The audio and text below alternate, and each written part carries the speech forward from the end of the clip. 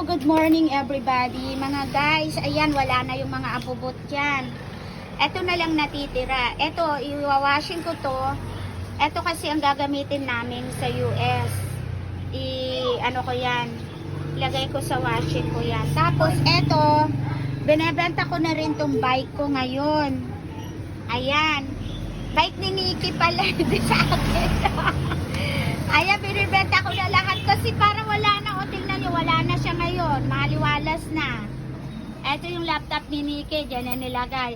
Kaya ito, bibenta ko na rin tong bike kasi para lumuwag-luwag tong bahay namin. Kasi ang liit tong munting apartment namin. Kaya eto, habang nag-aantay kami ng visa namin papuntang US, eto ang ginagawa ko ngayon. Ito ang ginagawa ko ngayon.